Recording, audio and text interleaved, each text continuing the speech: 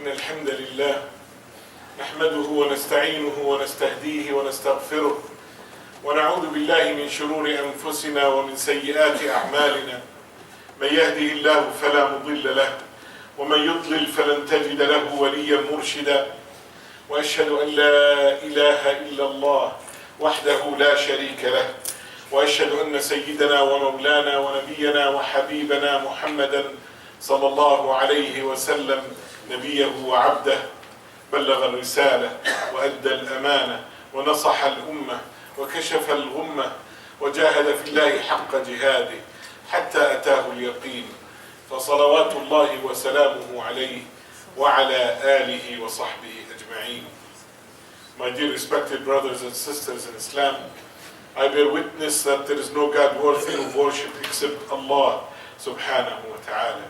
And I bear witness that Muhammad sallallahu alayhi wa sallam is his prophet and messenger.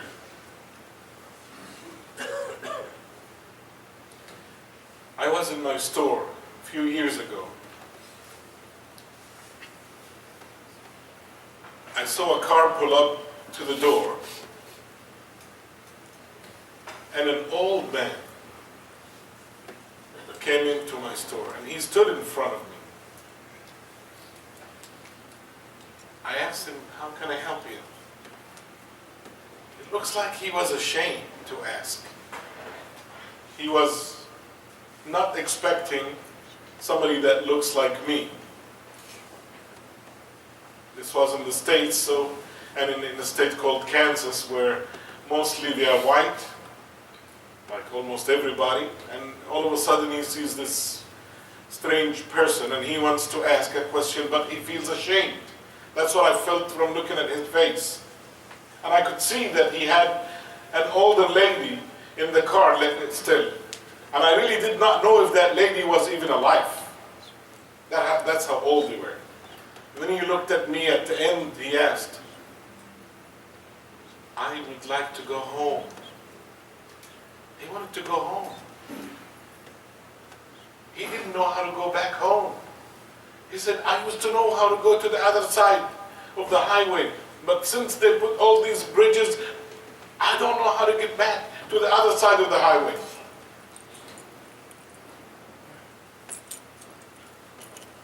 A few days ago, an older gentleman did something that none of us would like. This person used to be in the masajid, used to donate a lot, and all of a sudden, he's stealing. Now, and it's not all of a sudden, I'm sorry, but now he's stealing. He's an older man, in his 50s probably, according to the picture that I've seen, breaking into some boxes. That person used to donate. He used to work for Islam. He used to work in the masajid. He's been thrown out of his house. His children turned away from Islam. My point is, when is it time for us to act? Allah subhanahu wa ta'ala gave us another chance to wake up again today. We all make mistakes. Alhamdulillah. Those who come to the masjid, they probably do the least of mistakes, hopefully. But even those that work in the masjid, I'm not talking only about that American person, older guy that did not know Islam, that lost all what he knew and became somebody that doesn't know how to go home. But are we going to wait until we get to that point that we can't go home? Are we going to wait to the point that we'll be thrown out of our houses and our children turn against Islam, murtaddeen wal-iyadu billah? Are we going to wait? Or are we going to do something that guarantees that Allah subhanahu wa ta'ala will keep His mercy bestowed upon us? So I looked into what Allah subhanahu wa ta'ala have said. The scholars spoke about at least 30 ways that the mercy of Allah subhanahu wa ta'ala will be bestowed upon us. And I would like to share a couple of them with you. Things that we have to do in order to stay on the path of Allah subhanahu wa ta'ala. Things that we have to do in order to stay as believers. اللهم يا مقلب القلوب والأبصار ثبت قلوبنا على دينك. Allah subhanahu wa ta'ala gave us another chance. We are in Ramadan. And in the hadith, Allah subhanahu wa ta'ala, Rasulullah sallallahu alayhi wa sallam says that this is a blessed month, that Allah subhanahu wa ta'ala showers us with His mercy. And the real miserable person is the one that doesn't get a part of that mercy in this month. And in the other hadith, the one who doesn't get the mercy in the night of Al-Qadr, the night of power, which is coming up in about a week or less. So let's get ready. What are the reasons why the mercy of Allah subhanahu wa ta'ala will descend on us? And I will, inshallah, explain a few of those. I won't go through the 30, but I will explain a few of those as much as time, inshallah, will permit. The first one that I saw is extremely important. We are talking about the mercy, Rahm in Arabic. Rahmah. And Rahmah has to do with Rahm. And Rasulullah sallallahu alayhi wa sallam told us when Allah subhanahu wa ta'ala created the world, and He created Ar-Rahm, this relationship between those who are related to each other through blood. And then Ar-Rahm, right away, when it was created, it went to the throne of Allah subhanahu wa ta'ala and hanged on it. And said, Ya Allah, هذا مقام العائد بك من القطيعة. This is my stand, and I'm seeking refuge against those who cut their relations with their relatives. Rasulullah sallallahu alayhi wa sallam tells us in the hadith, إن الرحمة لا تنزل على قوم بينهم قاطع رحم.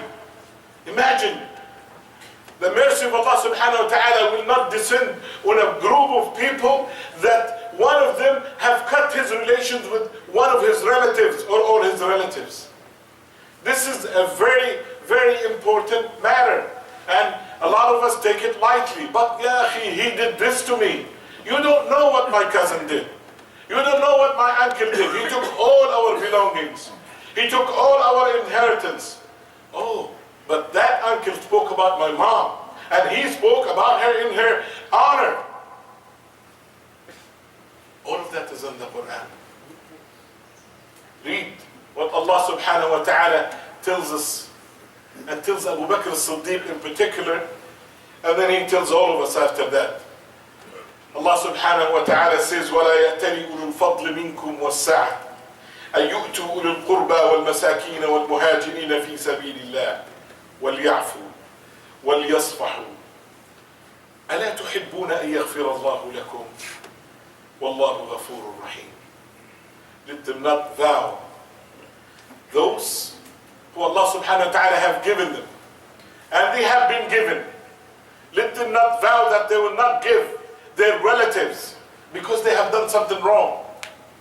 And then at the end of the ayah, Allah subhanahu wa ta'ala asks a question. You don't want to give them? You don't want to forgive them? وَلْيَعْفُوا وَلْيَصْفَحُوا. Let them forgive and let them forget. Don't you love for Allah subhanahu wa ta'ala to forgive you? So if you want the mercy from Allah, you should give it to others. Abu Bakr as-Siddiq radiyallahu anhu was a rich man. He was a merchant.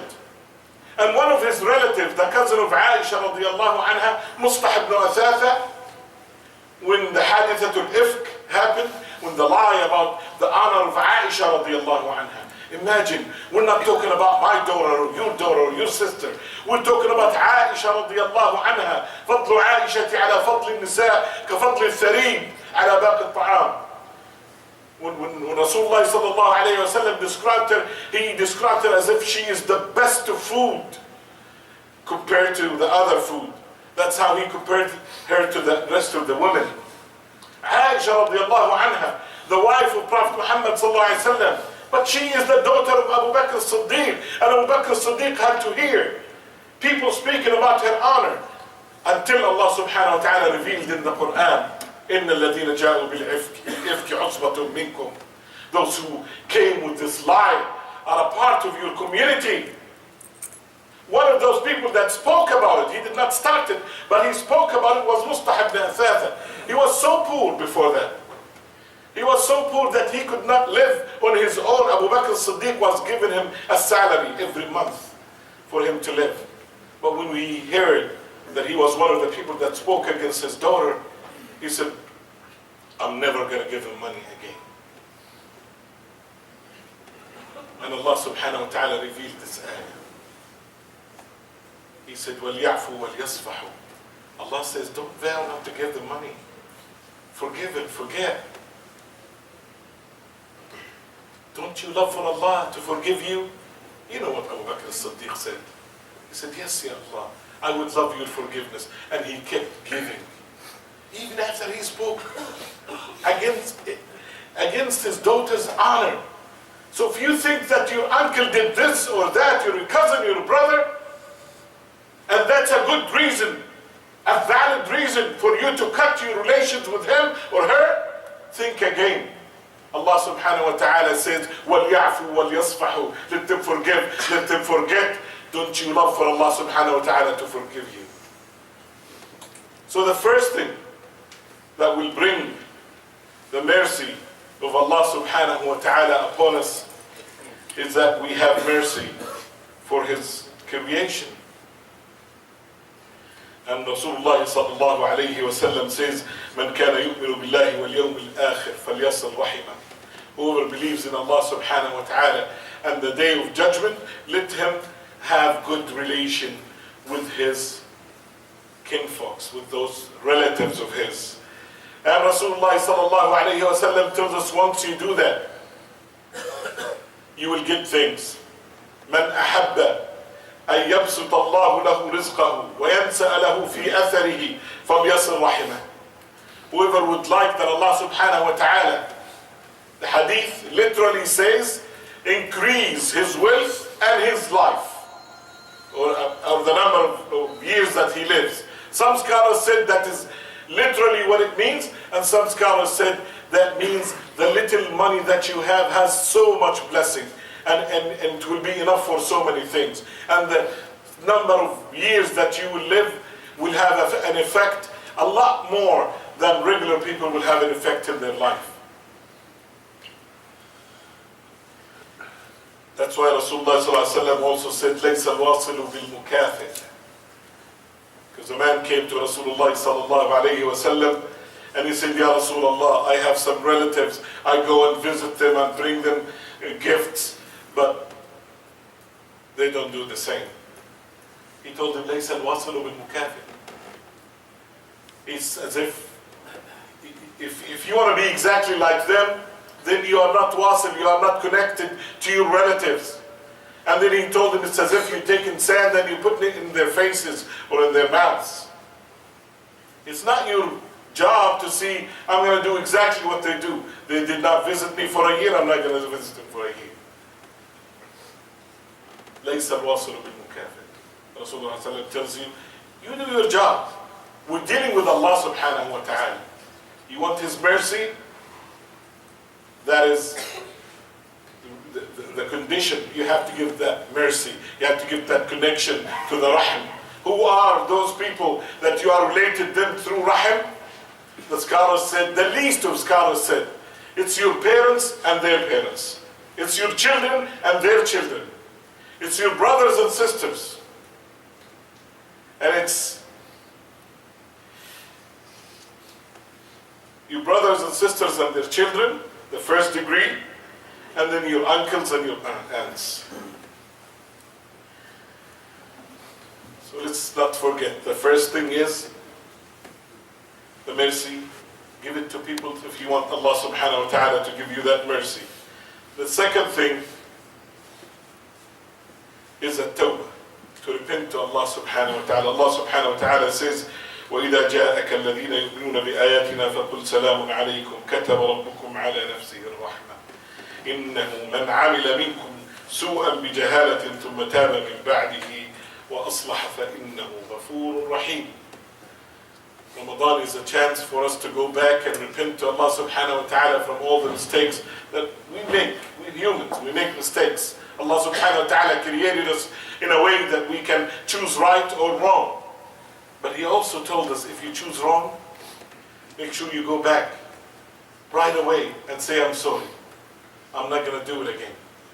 And Rasulullah SAW tells us, at-tawbatun nadam.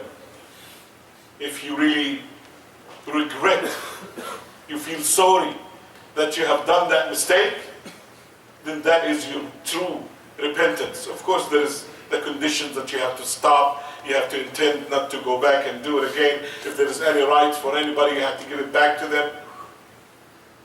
Ramadan is a chance, another chance. Let's go and do that tawbah for the rahmah, for the mercy of Allah subhanahu wa ta'ala.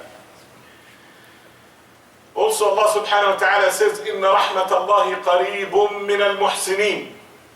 The mercy of Allah subhanahu wa ta'ala is so close from those who perfect their deeds, but also from those who treat others nicely. That is muhsineen. In all other ways.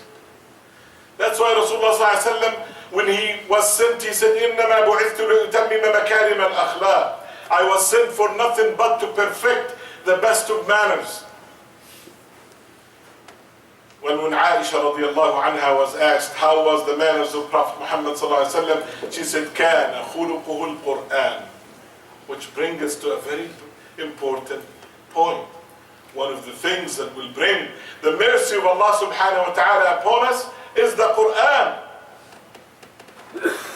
Look into this month. What is so great about this month?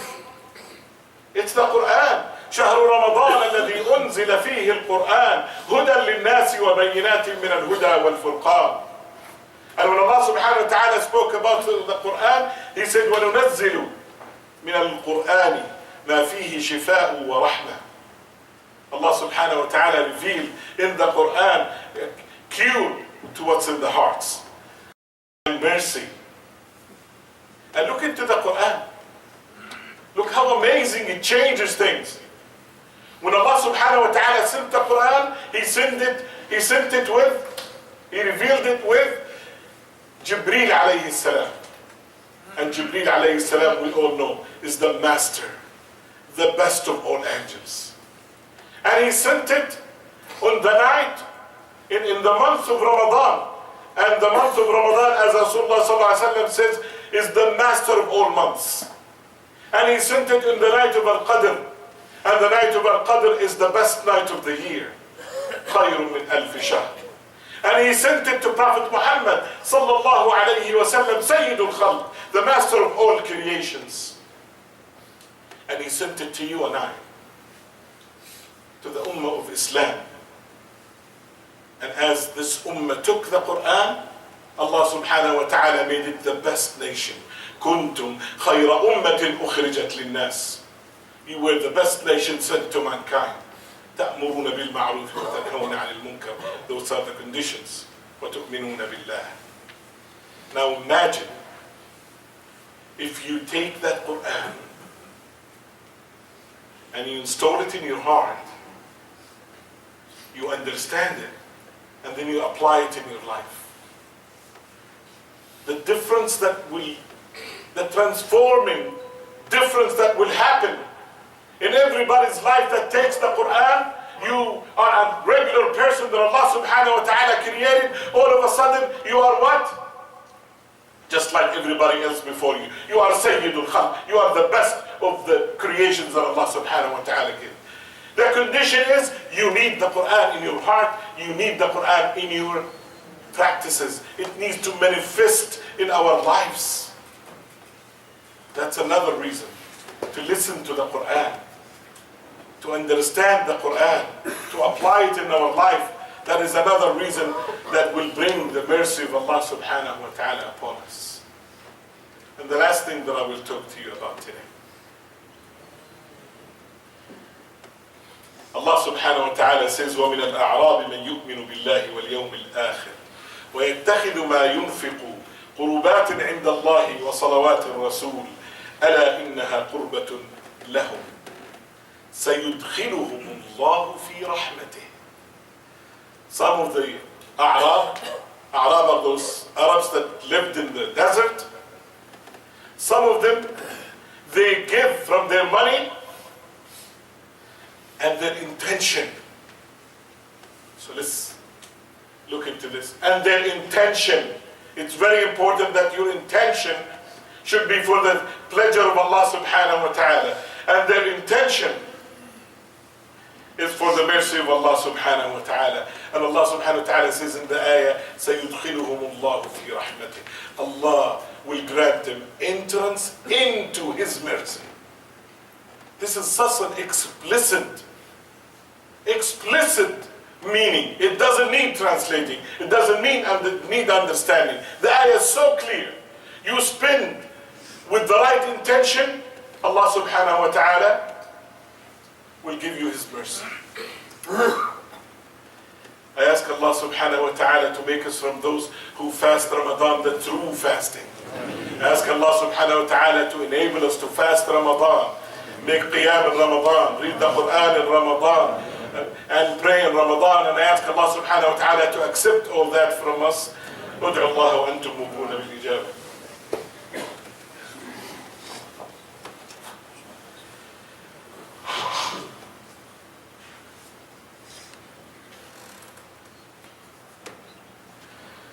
بسم الله والحمد لله والصلاة والسلام على رسول الله وعلى آله وصحبه ومن والاه. اللهم لا سهل إلا ما جعلته سهلا وأنت تجعل الحزن إذا شئت سهلا. Some of the things that will bring the mercy of Allah subhanahu wa ta'ala to us is taqwa. When we have not exactly the fear of Allah subhanahu wa ta'ala, rather when you mix the respect, the love and the fear of Allah subhanahu wa ta'ala together, which all of those will push you to obey the orders of Allah subhanahu wa ta'ala and to stay away from what He told us not to do. That is taqwa. And then when you do that taqwa, Allah subhanahu wa ta'ala will give you so many different things other than just this mercy. And a part of that mercy is that He will sustain you. An amazing sustenance. There was a story about Hatim al-Asam and his daughter. Hatim al-Asam is one of the greatest scholars of Islam. One time he wanted to go to Hajj. And he had some money here and there, but the house didn't have too much money. And his wife and his children told him, "You're going to leave us without money? I mean, how do we know that these people are going to bring us the money?" But one of his daughters had the taqwa. She was known for it. She said, "My father, don't worry. We are well off. Go for Hajj. The money will come. Allah subhanahu wa ta'ala will not forget us." A few days into his journey of Hajj, they run out of food. So everybody comes to her and starts blaming her. "This is you. You told him to leave. We told him you had to stay so you can get that money to us." So she went in her room and she started making dua to Allah subhanahu wa ta'ala. "Oh Allah, those people are saying you will not take care of us. They're family. But I know you will." At that specific moment, one of the amirs, the guy in charge of that area, is going in front of their house on his horse with all his companions. And he gets thirsty. He said, "Why don't you knock at that door and give me some water?" They knock the door. The Amir wants, the prince, he wants some water. So they look to the best cup that they have in the house, the coldest water. It's a hot day, the coldest water they can find in that house, and they give it to the Amir. Of course, أَنزِلُ النَّاسَ مَنَازِلَهُم. Everybody gets to be treated according to what you can treat him. The maximum you can treat him according to their level too. So they give him this beautiful cold water. He drinks the water. It's too hot. He loves it so much. He says, "Which house is that? Who's the owner of that house?" They said, "Hatim al-Asam." He said, "Al-Abid, that scholar, the worshipper?" They said, "Yes." And he makes dua for him. And he starts going, then he stops. He reaches to his pouch of money, the gold. He takes it out. He doesn't take a part of it and give it to the people. No. He keeps it the way it is, and he throws the whole bag from on top of the fence inside the house. And then he wanted to go, and then he stops. He looks at all his companions, and he said, anybody that loves me should do what I did. So everybody grabs their bags of money and they throw it inside that house. Imagine how happy the people in the house were. Everybody was so happy and laughing except that girl. She was crying. They told her, why are you crying now? She said, مخلوق من مخلوقات الله نظر إلينا فاغتنينا ما بالكم إذا نظر إلينا الله برحمته.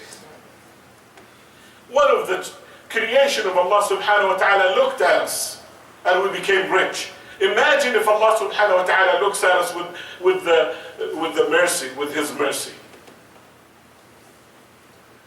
You want the mercy of Allah subhanahu wa ta'ala, we have to work for it. Today, I was told while I was coming that we had here in this masjid a bill of about $30,000 for the taxes, property tax. Some of it is already paid, and there's $18,000 that have not been paid yet. So this is our masjid. We pray here, we use the place. Unfortunately, we have to pay this tax. There's no way around it. So the masjid, inshallah, needs all of us to pitch in, put some, so we can pay this bill, inshallah. That's one thing. The other thing is, you might have heard about the drought. One of the worst droughts ever that's been happening in East Africa. People can't find water. We take showers and we take as long as we want in the shower. They cannot even find water to drink, rather to make wudu or ghusl.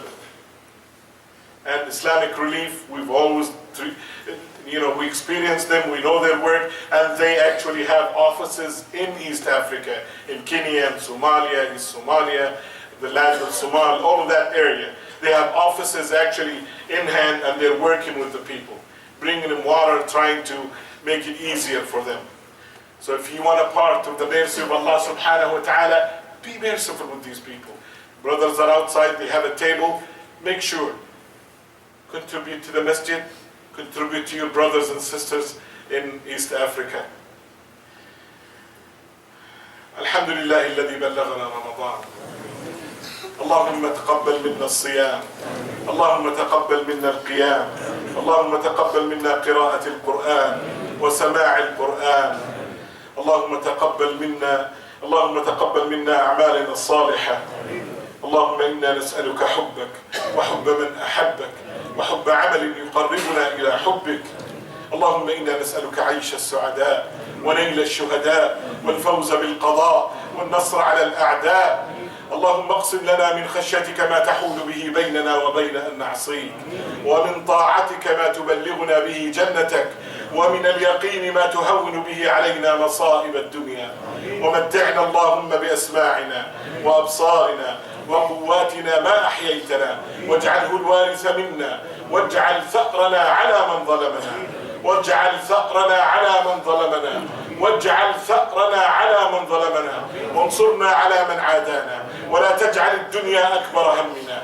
ولا مبلغ علمنا ولا إلى النار مصيرنا اللهم إنا نسألك بكل اسم هو لك أنزلته في كتابك أو علمته أحدا من خلقك أو استأثرت به في علم الغيب عندك اللهم إنا نسألك باسمك الأعظم الذي إذا سئلت به أعطيت وإذا دعيت به أجبت وإذا استرحمت به رحمت اللهم فك أسر المسجد الأقصى اللهم فك أسر المسجد الأقصى اللهم فك أسر المسجد الأقصى إن الله وملائكته يصلون على النبي يا أيها الذين آمنوا صلوا عليه وسلموا تسليما اللهم صل وسلم وزد ودم وبارك على سيدنا محمد وعلى آله وصحبه أجمعين وأقم الصلاة